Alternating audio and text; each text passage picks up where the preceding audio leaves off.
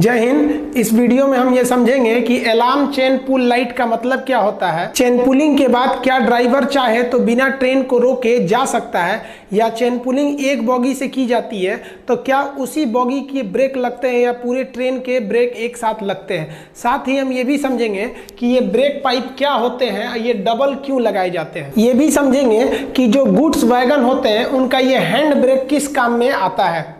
देखिए, ट्रेन जो होता है एक बहुत बड़ी जिम्मेदारी की चीज होती है, उसमें हजारों लोग बैठे होते हैं उस ट्रेन में। अगर एक ट्रेन दुर्घटनाग्रस्त होती है तो बहुत से लोगों की जान चली जाएगी। इसलिए इंजीनियरों ने एक ऐसा सिस्टम बनाया कि ट्रेन का जो ब्रेक है वो ऑटोमेटिक हमेशा लगा ही रहता है, ड्राइवर उस ब्रेक को हटाता है। जबकि कार वगैरह में क्या होता है, ब्रेक हटा रहता है, हम ब्रेक को लगाते हैं, जबकि ट्रेन में ऐसा नहीं होता है। ट्रेन में ब्रेक हमेशा लगा ही रहता है, ड्राइवर जाता है तो ब्रेक को हटाता है। जानबूझ के ऐसा किया गया कि भैया ड्राइवर हटाएंगे नहीं तो अपने से ब्रेक लग जाएगा, रुकी रहेगी ट्रेन, दुर्घटनाग्रस्त नहीं होगा। ट्रेन के जो चक्के होते हैं, इन चक्कों के पास ट्रेन का ये जो ब्रेक सूज लगा होता है, ये ब्रेक सूज कहते हैं इसे। इस साइड में भी ब्रेक सूज लगा होता है। ये ब्रेक सूज जो होता है हमेशा इस ट्रेन के चक्के को पकड़ा रहता है। ड्राइवर जो लोकोमोटिव में बैठता है, लोको पायलट, तो इस ब्रेक सूज को हटाने के लिए उसमें प्रेशर भरता है दो पाइप के द्वारा। ये प्रेशर 5 kg पर सेंटीमीटर स्क्वायर होता है। इस प्रेशर से ये जो ब्रेक सूज होता है ये 5 mm पीछे हट जाता है,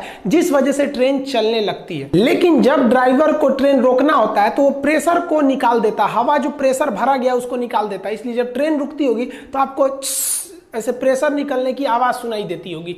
तो वो जब प्रेशर निकलता है तो ये जो वही प्रेशर इस चक्के को, ब्रेक सूज को बाहर ले गया था, अब वही इसमें इसको चिपका देगा, जिस वजह से ट्रेन रुक जाती है। पहले जो ये ब्रेक सूज होते थे वो कास्ट आयरन के थे, जिस वजह से इसमें घिसावट ज्यादा आती थी और स्पार्किंग होने लगती थी। लेकिन अभी जो ब्रेक सूज आ गए हैं वो कंपोजिट मटेरियल, यानी उसमें फाइबर के साथ साथ एस्बेस्टस का प्रयोग किया जाता है, जो इसमें चिपक जाते हैं और उसके चिपकने से ट्रेन रुक जाती है। लेकिन आप देखे होंगे जब ट्रेन रुकती है या चेन पुलिंग किया जाता है तो एक अजब से दुर्गंध टाइप की एक बदबू आती है। ये बदबू कहाँ से आती है?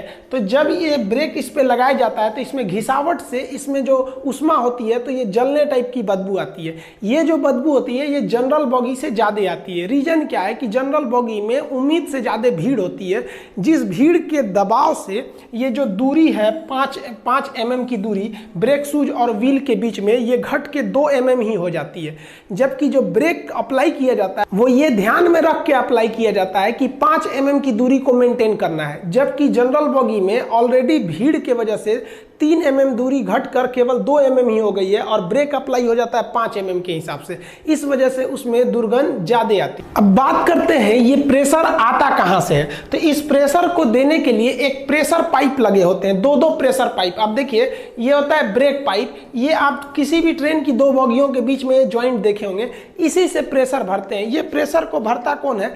तो ये लोको पायलट भरता है। इसके इंजन में एक बहुत बड़ा कंप्रेसर मतलब वैसा पंखा जो हवा को इकट्ठा करके किसी खास पाइप में भेज देता है, उसे कंप्रेसर कहते हैं। तो कंप्रेसर की मदद से लोको पायलट इस चक्के पूरी ट्रेन में भर देता है।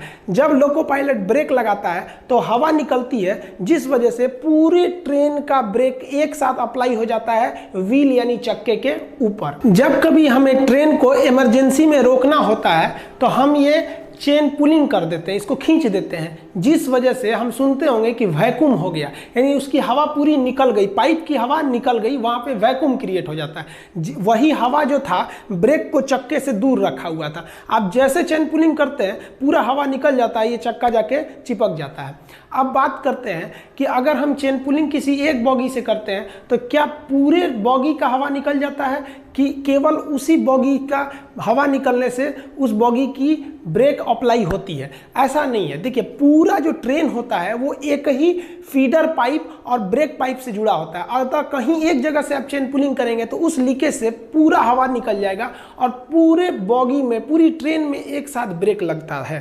आप एक लाइट देखे होंगे किसी भी बॉगी